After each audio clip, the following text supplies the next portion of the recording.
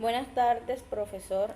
Mi grupo está conformado por Jimena Martínez, Roger Rivero y Luisa Fernanda Ospina Barrera. A nosotros nos correspondió el país de Perú.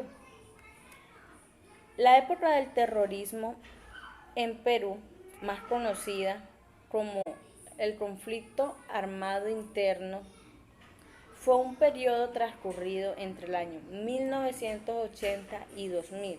Se dice que fue una de las épocas más sangrientas, ya que esa guerra dejó más de 69.280 muertos y desaparecidos, a los cuales se les violaban sus derechos fundamentales, como la tortura, arrestos ilegales, violaciones sexuales, desplazamiento masivo. Este conflicto armado interno trajo graves consecuencias, tanto psicológicas, sociopolíticas y socioeconómicas, para las víctimas y para las regiones del país. La Comisión de la Verdad y la Reconciliación determinó que la causa del conflicto fue la decisión que tomaron los partidos comunistas comúnmente conocidos como el Sendero Luminoso al iniciar una lucha armada en contra del Estado en 1980, en contra de la voluntad de la mayoría de los ciudadanos, dejándose llevar por una ideología de violencia, crueldad hacia aquellos que no estaban de acuerdo. Bueno, hablando ahora un poco de los hechos, haciendo un resumen histórico de lo que sucedió en la República del Perú, podemos mencionar primeramente que se dieron dos tipos de conflicto, ¿no? El conflicto armado interno y un régimen dictatorial encabezado por Alberto Fujimori. Esto se vio enmarcado en los años de 1980 hasta el año 2000. Y es importante mencionar que fue uno de los conflictos más duros y sangrientos que ha tenido la República de Perú en su historia. Estos fueron protagonizados por los grupos subversivos Sendero Luminoso y el movimiento revolucionario Tupac Amaru. Y por otro lado el Estado, valiéndose de grupos paramilitares como lo fueron el Grupo Colina y el Grupo Rodrigo Franco.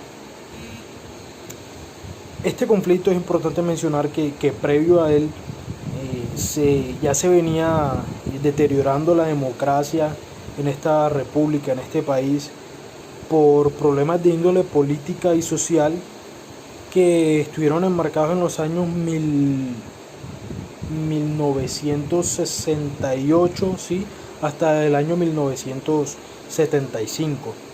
Entonces ya la democracia se venía deteriorando realmente. En el año 1979 se convoca una asamblea constituyente.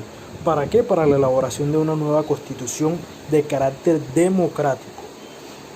Sin embargo, un año después, en 1980, y en víspera de las elecciones presidenciales, se da el primer ataque por parte del grupo Sendero Luminoso. ¿Cómo fue este ataque? Fue precisamente a las urnas en donde se iban a realizar las votaciones o se iban a llevar a cabo las elecciones presidenciales. Entonces, aquí se da el primer ataque y pues posterior a él se da otra serie de ataques violentos, acciones violentas que atentan contra los derechos humanos, y aquí es donde realmente inicia un conflicto armado interno. El Estado peruano realmente no supo cómo contrarrestar estas acciones del grupo Sendero Luminoso. Solo hasta 1983, es decir, 3 años después, es que logra tratar de contrarrestar un poco sus acciones. Pero un año posterior a esto, es decir, en 1984, aparece un nuevo grupo, que es el movimiento revolucionario Tupac Amaru, que era una guerrilla de izquierda que, a diferencia del Sendero Luminoso, se centraba principalmente en el interior, o se concentraban en el interior de las ciudades. Entonces esto realmente fue un gran problema para la República de Perú. En el año 1985 aparece un nuevo presidente, que es el señor Alan García. Con él ya se tiene mucha más información de cómo es el actuar de estos grupos subversivos, y por ende se hace una mejor capacitación a las fuerzas militares y policiales. Sin embargo, esto no fue de mucha ayuda porque el gobierno incurrió en muchas acciones que iban en contra de la protección de los derechos humanos. Cometían torturas en los interrogatorios, los maltrataban, entre otras. Perdón.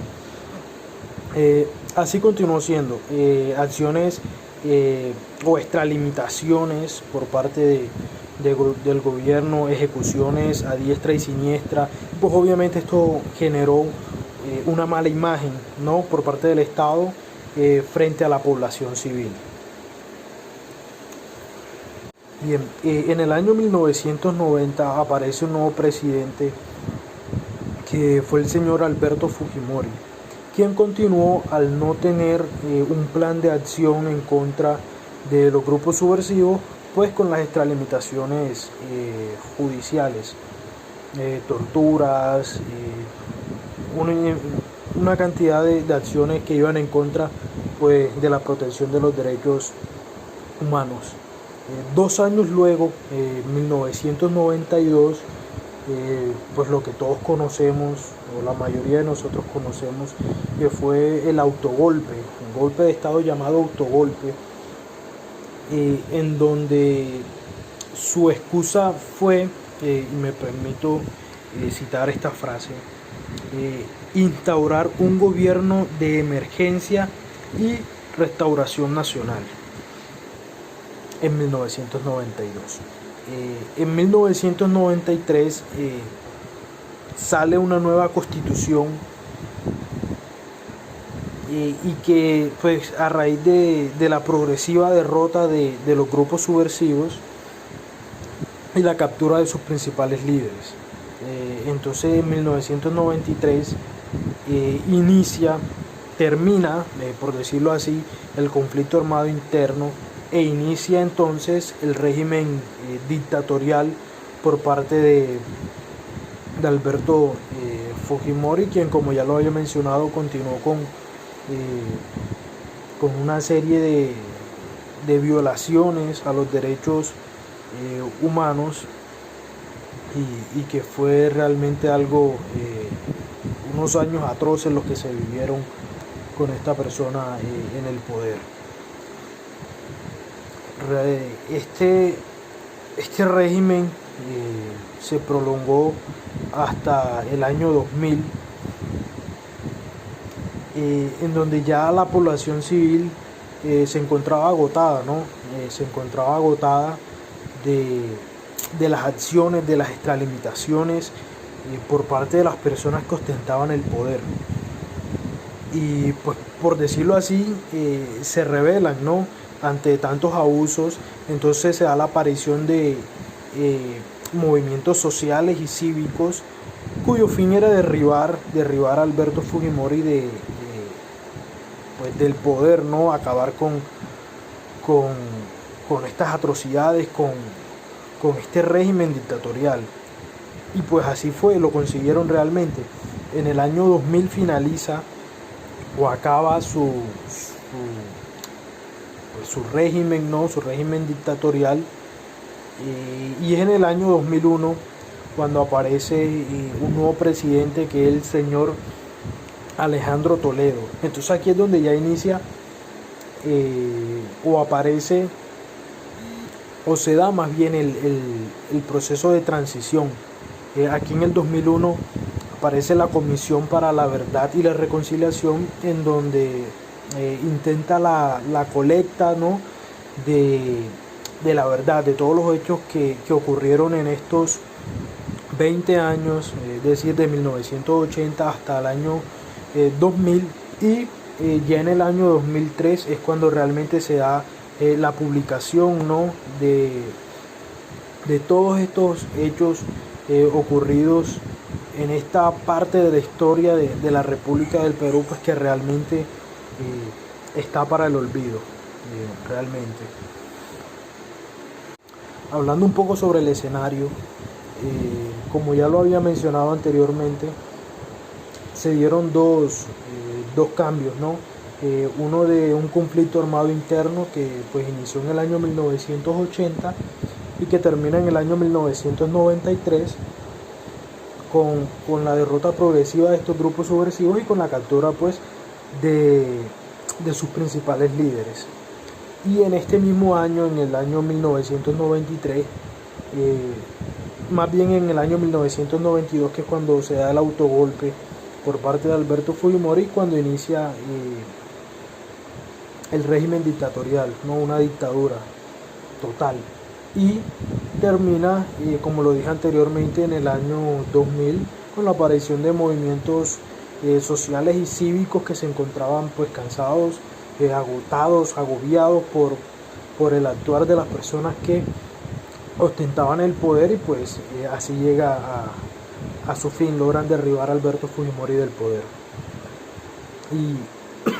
Y así pues inicia una transición de un régimen dictatorial a uno de paz, a uno realmente democrático.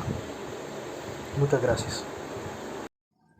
Buenas tardes, mi nombre es Jimena Martínez. Yo les voy a hablar sobre los mecanismos en un proceso de justicia transicional que se llevó a cabo en la República del Perú. Como bien sabemos, estos mecanismos son el derecho penal nacional e internacional que se encargan de enjuiciar o sancionar a aquellas personas que se vieron encaminadas a la violación de los derechos humanos. No obstante, en un proceso de justicia transicional restaurativa, cabe mencionar que no solamente es importante los juicios de aquellas personas que violaron los derechos humanos, también es importante llegar a la verdad, que estos procesos concluyan y la reparación integral en este proceso. Caso concreto, el caso de Perú, que después del conflicto armado interno que se llevó a cabo, se quiso implementar unas leyes de amnistía para aquellas personas que cometieron graves delitos de violaciones a los derechos humanos. Pero esto no se pudo llevar a cabo, no se implementó debido a que la Corte Internacional Americana de los Derechos Humanos, en cabeza del derecho internacional de los derechos humanos, quienes fueron los que impulsaron la inaplicación de estas leyes, toda vez que estas contravenían los derechos inderogables reconocidos por el derecho internacional de los derechos humanos. El tribunal declaró inconstitucional aquellas leyes promotoras de la amnistía para los actores del conflicto armado, ya que estas no permitían la superación del pasado y así en la población reinaría el odio a causa de la impunidad. Además, dejando en claro que esta ley solo procedía en delitos políticos y delitos comunes conexos no graves. Tanto fue así que se llevó un proceso penal contra el expresidente Fujimori, quien fue la Corte Suprema de Justicia chilena quien promovió su extradición hacia Perú y así poderlo enjuiciar por los delitos de lesa humanidad y corrupción durante su gobierno.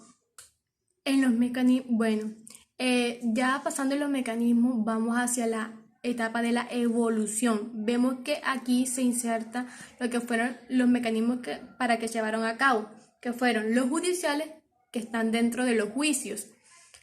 Vemos que sí llevaron los juicios, ya que sí hubo un proceso penal en contra del expresidente. También están los extrajudiciales, que fueron la Comisión para la Verdad y la Reconciliación, así se llaman en Perú, y estos fueron totalmente efectivos. Como conclusión podemos decir que durante 20 años el conflicto armado interno de Perú dejó como resultado a miles de personas asesinadas y desaparecidas. Su inicio fue en el año 1980 y terminó en el 2000. Su objetivo principal era reemplazar al gobierno peruano y el legislador bajo el comunista.